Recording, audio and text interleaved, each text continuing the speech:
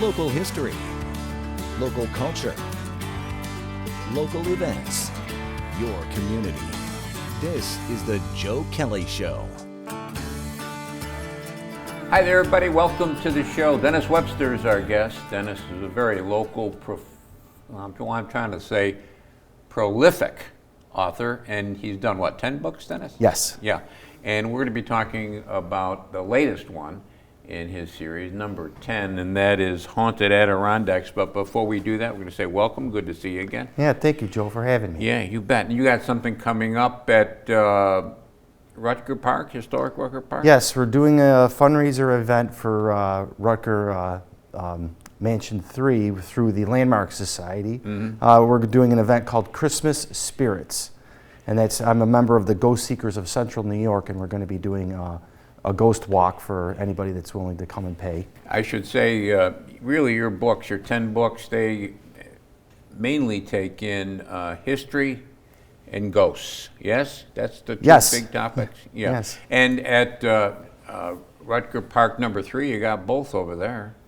Yeah, it's such an amazing building. For people that have not seen it, I would urge you, spend the $20 and come to the event on December 3rd. You get a ghost walk and you get to see a most beautiful, gorgeous mansion. Now, you were telling me before the show, Dennis, that when somebody comes in, they're going to get assigned to a tour guide?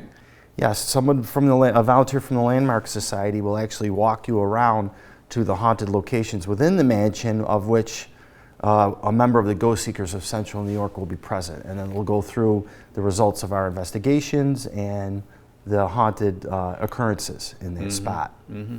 And this goes from what time to what time? Starts at 5 and it goes till 9. And the way they're doing it is they're selling it in allotments of 10. So every 15 minutes, so they're selling a 5, a 5:15, a 5:30, a 5:45. And that way you don't get hundreds of people all arriving at once. Mm-hmm. You know your allotted time, you show up, you get a nice, easy tour through. Yeah. I assume then, Dennis, that you have seen some paranormal, is that the right? Yes, this is the second time that the Ghost Seekers have investigated the mansion, and we just investigated it this past Saturday night, and it went really well. We've already got a couple of really good pictures, audio, video. We were in the library, and you can hear an entity stomp its feet, and then when one of our investigators asks, make a noise again, you hear the voice of a female talking to us, and then another stomp. Yeah. I asked you this question once before, and you had a really good answer for it. I mean, there are so many people who believe in these things, but there are so many people who don't believe in these things. And your philosophy on that is what? Absolutely. I was a skeptic. I fell into writing paranormal books and ghost hunting. I wrote history books and stuff like that. That was my passion and love. And I saw the Ghost Seekers, and they allowed me to follow them along. And I'm like, I don't know what to make of this. But then when things start happening and you're experiencing things, and I would say be skeptical, because a lot of times we will hear from people, and I will hear from people, that I never believed in such a thing until a beloved person in their life passes away and they come and visit them. Mm-hmm. And then they say after that, now I believe in ghosts because my mother, my aunt, my brother visited me. Have you seen anything at number 3 Rutger Park? Yes, saw what's called a spirit light, an orb.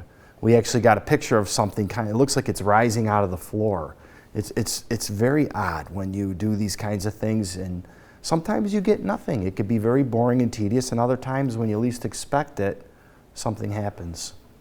I was with a guy, and I wish I could remember his name. It was years ago, and I remember he had on his license plate, he was from Vermont or New Hampshire, but on his license plate he had Ghost Hunter, and he brought all this equipment to Beardsley Castle. Yeah.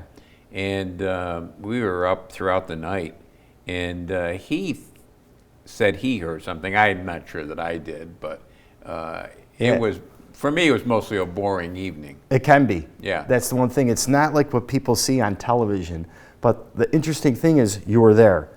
What if suddenly they play a video and you see something walking behind you, or an entity answering a question you asked when you know you were there, you didn't see it, hear it, and all of a sudden the equipment picked it up. That's when you'll be like, wow, a wow moment. Yeah. Ghost Hunters of Central New York, very active. Yeah, Ghost Seekers of Central New York have been around since 1999. Our lead investigator and founder, Bernadette Peck, has been ghost hunting in this area since the 70s. She's a pioneer in the field. And we use scientific equipment, but Bernadette's most favorite thing to say is we use our senses, our 5 senses. You know, it's the personal experiences. Everybody can say that, you know, in some time in their life they get the heebie-jeebies, or they get the hair on their neck raised, or they see something. Sometimes scientific equipment can't pick those feelings up. And the book, and I should mention it again, Haunted Adirondacks. We'll talk about some of the places in the book when we come back, but this is for sale where, Dennis? You can get it at Barnes & Noble, Amazon.com. They sell it in Kinney Drugs, Walgreens. And also the Oneida County History Center sells all my books in Utica. And on December 3rd at number 3 Rutger Park, you're going to be having it for sale there as well. Yes, I'm going to be signing all my books, and all the proceeds go to the Landmark Society. And in addition to the tour, we're also going to have a psychic on site who's going to be doing tarot readings, and she's going to donate all the fees she collects back to the Landmark. Do people that want to come over, do they have to put their request in advance? Yeah, I would suggest it. They can buy their tickets through the Landmark Society Facebook page, or they can just Google Eventbrite. It's on Eventbrite as well. Okay, good. Well, I hope we get a good crowd for that. We'll mention it again before we leave today. Dennis Webster is our guest. We're talking about his books. We'll talk some more about his books and some of the places that Dennis says are haunted in the Adirondacks. Short break, right back.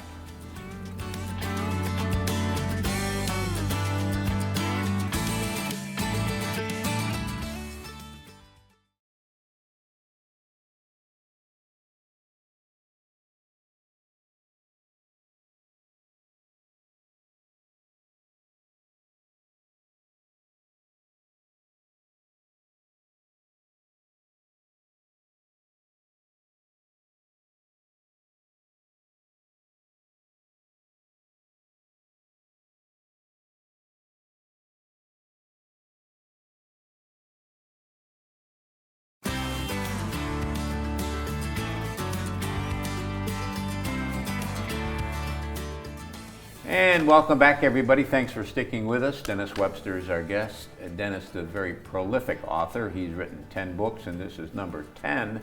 And this is Haunted Adirondacks.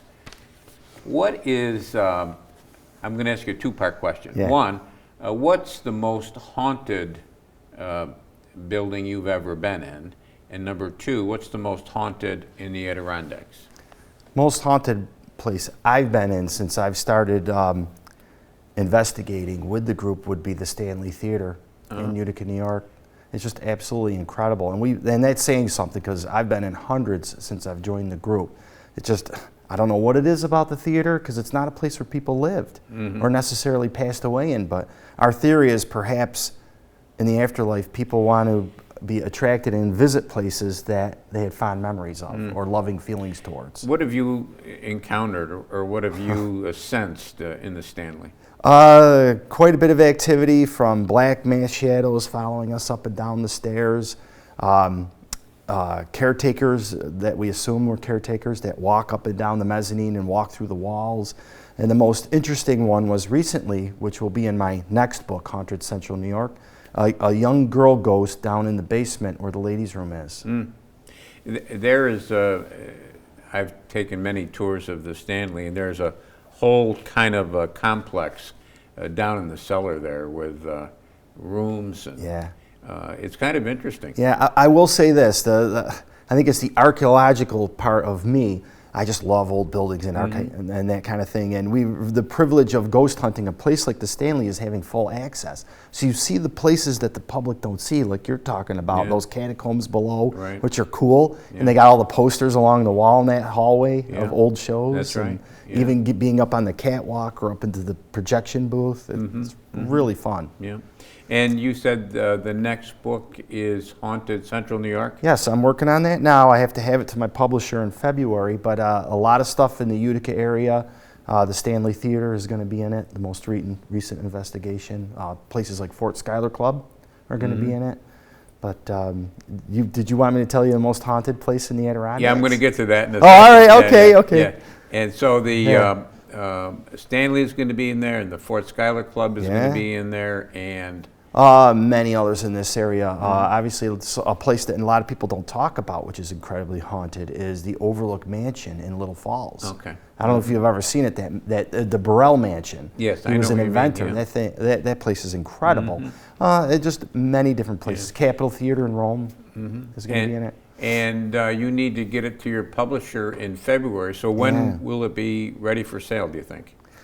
Probably April. Okay. It takes them a couple of months. It's amazing, Joe, because you're an author and you've written and published books. It's the publisher I work with. It's almost like you have to give that to them ready to print. Yeah. They're very specific about the type font, the layout. Pretty much all they do is have their editor go through it and then print it. Right. And the most haunted place in the Adirondacks? Oh, gosh, I've visited a lot of good haunted places. I would have to say, it's a toss-up between the Goodsell Museum in Old Forge, and probably the most haunted and depressing place, in my opinion, would be the Trudeau Tuberculosis Sanitarium up in Saranac Lake. That was not scary or evil or dark, but depressing. When we did that investigation, all the investigators felt drained, almost like something sapped all your energy out of you. And we actually have one particular photo that's in Haunted Adirondacks of this odd entity standing in a doorway in the building where the doctors and nurses had lived. Is the Goodsell, you mentioned Goodsell Museum, is that the building right across from the school? Yes, it is. On Main Street? Yes, it is. It was a private residence. Robert and Tina Goodsell lived in there all their lives, and when Tina passed away, she donated it to the Historical Society, and they made it that's their base, and that's what they call it, the Goodsell Museum. It's a wonderful place, but incredibly haunted. Many people have seen her spirit, myself included, in the attic of that building. Do you get, maybe not ridicule, but do you get from people that you know skepticism and a little laughter? Yeah, all the time. All the time. That's okay. You don't want to be offended by things, because the one thing I would tell people is, the ghost seekers and myself, we're not in the conversion business. I think you need to respect people's opinions. If they don't believe, that's okay. And if they don't experience what we do, all you can just say is, okay, well, maybe someday, perhaps, you will encounter something, and it might just happen for them. Yeah. You spent time at what was originally called the Utica Lunatic Asylum. In fact, you wrote a book on it. Yeah, Old Main, the New York State Asylum. Yeah, that's the #1 location that if you talk to any ghost hunter would like to get into. But it's owned by the state of New York. They won't let people in there. It's not safe anyway. But I did a perimeter walkthrough with some psychics, and it does have a sadness to it. I mean, it was a place of wonderful care for a long time, but it just the sadness of the people that were in there. Yeah. Landmarks, speaking of Landmarks, Society of Greater Utica, they did a tour over there a few years ago, and boy, the line stretched out the door and down the block and around the block. It was incredible, the number of people that were interested. It's a unique, one-of-a-kind thing in the United States. It was the first asylum in New York State. It was the first one in the United States to have the particular type of care that they had there. And not only that, it's just gorgeous. It's that Greek Doric columns in the front.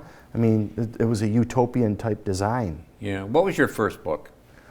My first book I wrote was Wicked Mohawk Valley, which was a collection of true crime stories. So that was fun. You'll laugh because originally my publisher says, well, we want you to write a book Wicked Utica. And I'm like, well, I don't want to call it Wicked Utica. I would like to branch out, not just go after the stories in the region. So that's how that happened. Yeah. And how did that sell, and what was your bestseller? That sold okay. It's funny because the books are regional history books, but something like Haunted Adirondacks, my latest one, is by far my bestseller. I think because it's such a big region, that's probably sold more than all my others combined. Really? Yeah, it's really taken off. You know what somebody told me once? It was a publisher, in fact. They said if you put the name Adirondacks in a book title, you're good for X number of sales because people are so interested in the Adirondacks. Yeah, you know, I did a series called Adirondack Mysteries, and that was nonfiction. I did 3 books, and it was a collection of short stories by many authors. But Rob Igo, who I'm not sure if you knew, he was the gentleman him and his family owned North Country Books. Yeah. And he said that too to me once, that, you know, because it said, you know, Adirondack Mysteries, it would sell. And they were good sellers for quite a number of years. Yeah, I think Rob Igo's the one that I was referring to just now that told me that. Yeah, you're right. Wasn't John Bryant writings in one of your books? Yeah, John Bryant he's a mutual friend of ours who passed, a wonderful writer. He wrote The Adirondack Detective. Yeah. Many successful books. He sold so many. And he actually told me a funny story right before he passed, nice man. And he says, Dennis, he goes, guess who called me at my house in the Adirondacks? I'm like, oh, who? He's like, Clint Eastwood. Oh, really? Clint Eastwood wanted to option his books to make a movie. And then it never happened. I don't know whatever happened after that, but John had passed. Yeah, yeah. He was a frequent guest on this show. When we come back, let's talk about Haunted Adirondacks in kid form. Okay. Dennis Webster is our guest. We're talking about his books, history, ghost hunting. Short break, right back.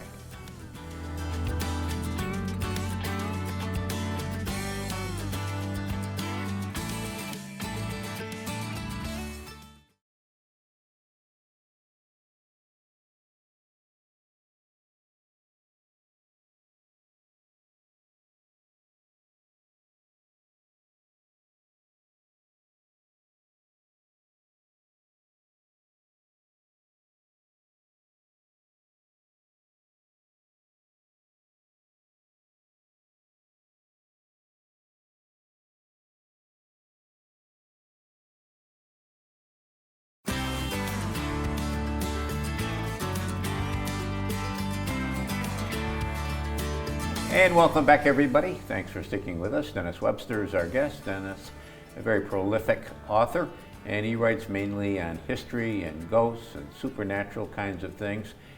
His book, Haunted Adirondacks, has been selling very well. So well, in fact, that the publisher has asked to come out with a children's edition. Congratulations on that. Yeah. Thank you, Joe. How does the ghostly tales of the Adirondacks, and Karen Emily Miller was involved with that. Now, how was she involved? Well, she writes nationally for Arcadia Publishing, and they handpick haunted books that sell the best throughout the United States. And what she does is she worked with me. We went through, we handpicked the stories out of the book that we thought would be best for children, and then she went through and took out some of the stuff that may be frightening the children, sanitized it down a little bit, but tried to keep it clever and fun. And then I proofread it, and then in it went. So basically, her and I share the residuals on that, the credit on it. Van Auken's, that's the inn in Thundera. I see you've got a story in here about that. Van Auken's, I believe, is closed now. Because when I rode the Adirondack Railway up to Tupper Lake this summer, I was thinking about going in there, having a drink before the ride. And I see it was closed. What did you find in there? Oh, it's such a cool place. You know the history that originally it was closer to the railroad tracks. Yeah, talk about that. Right, and they pushed it back because they were worried it was going to catch on fire, because back when they built it, it was a residence for lumberjacks. That wasn't a tourist destination. They would go up there to work, and the lumberjacks would sleep overnight in the building. But back then, smokestack from the trains would throw out, cinders that could catch the place on fire. So they moved it back. But they have a very old photo that's in Van Auken, if anyone ever goes in there when it reopens. And it's a group of people on the front porch, and a person all the way to the far right is a ghost. It's the person all in white, face, body, everything. And that's the ghost that haunts Van Auken. Where was that photo? I don't remember that photo. I've been in there many times, but I don't remember. If you ask them, I think they'll show you. When you walk in, it used to be right in the hallway when you walked in, because it's a very, very old photo. you can't miss it. But if you ask people, they'll show it to you. But it's a very famous photo, and they all claim that that's the ghost. The Stagecoach Inn, Lake Placid. Oh, yeah. What's that about? I had the pleasure of staying there an entire weekend in the winter by myself. The owners and the innkeeper told me that it was haunted, and I said, well, I would love to put it in my book, but I got to find out for myself because it had never been ghost hunted. So they said, okay, we'll let you stay all alone in there for the weekend. I mean, what a pleasure. So I stayed in there, and that was a stagecoach stop by Lake Placid, hundreds of years ago. And I mean, I'm all alone, and I had all sorts of stuff happening, like foot stomping, stuff being thrown. I bring my rosary with me, and I had set my rosary down on my end table, right? And I went to sleep. When I woke up in the morning, it was on the other side of the room. Somebody had picked it up and broke it and threw it. And they must not have liked that I brought that with me. You're a religious man. Yes, I am. Yes, I am. That's the one thing I would like to say about the Ghost Seekers of Central New York is we're a spiritual ghost hunting group. We don't conjure or summon like you see on TV. I call us the kind, gentler, hippie style ghost hunters. You know what I mean? We pray. We're very quiet and respectful, and then we try to talk and see what happens. So there's no conflict between Roman Catholic teachings and ghosts? I don't think so. It's interesting. I've never asked my priest, so I don't know. Yeah. But I don't think that anybody would be in that role would be object to our methodologies and how we do it. I think we're just having a conversation with spirits and angels, and perhaps they answer. Is there a building in Central New York or the Adirondacks that you've been interested in getting into that you haven't yet? I would say Old Main, absolutely. There's so many. Yeah. Old Main is one everybody points at. So when you look at places like that, now that it's closing, I would love to, if it's empty, go through the St. Elizabeth's on Genesee Street. Oh, yeah. I would love to walk through there. What about Union Station? That's another one. Would love to get in there. Union Station is amazing. I've heard that it's haunted, but it won't be in haunted Central New York because I'm writing about places that myself and the Ghost Seekers have actually visited and investigated. So we could try to confirm, if we can, the legends and the stories that people have. Yeah. We were talking before the show, and you like it there, and I love it there. New Orleans, with all those, you go into the French Quarter, and a building from 18-something isn't that impressive. It is to us, but down there, you've got buildings going back into the 1700s. That had to be a rich place for you to... Oh, I loved it. I actually they do a walking ghost haunted tour of the French Quarter in Bourbon Street, and I did that. It was amazing. Yeah. And we talked about the blacksmith shop. That was one of the places they stopped. Lafitte's blacksmith shop? Yeah. Yeah. The material that you have here in Central New York and in the Adirondacks, you got enough to keep going for quite a while, yes? Yeah, it's interesting because when you talk with other people in other parts of the country, they don't seem to get the results that paranormally that we get in this area, and people ask, well, what is it about our area? And I think just our guess as ghost hunters is that the rich history, the long time that people have been here, including the Iroquois Indians, the blood of the patriots that are soaked into the ground that we walk upon, the water. Water is a conduit for spirits too, and we have an abundance of that in our area. Did you ever do anything talking about the long ago patriots that spilled their blood? Did you ever do anything up at Oriskany battlefield? Yes, the Ghost Seekers of Central New York, we actually investigated the Oriskany battlefield a couple of times. And Bernadette Peck, our lead investigator, her and another one of our investigators actually saw a ghost of a patriot chasing a Native American over by where the obelisk is. There was, trying to recall my history, but when the battle was fought, the Americans, the patriots, left the battlefield. They didn't take the dead or bury the dead, they just left. So for a long time, you had bodies just exposed on the ground up there. Yeah, and keep in mind too, right, they called it the Battle of Blood Creek, Yeah, right? Because so many people died that the creek ran That's- red through that's there. correct, yeah. Yeah, pretty amazing battle that people Yeah. talk about.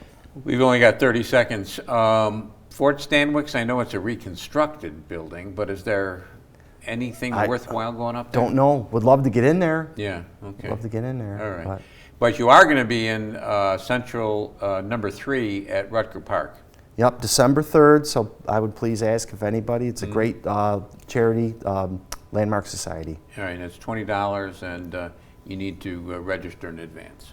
Yes. Okay, good. Good seeing you again. Yeah, Joe, thank you. Yeah, come back when you get that next book done, would you please? Oh, thank you so All right. much. I would. That's going to do it for us this week, but we'll be back next week. We'll do it all again. Don't forget cnyhomepage.com. There's lots of good stuff there, including archive of past shows. Till next time, take care of yourself, everybody.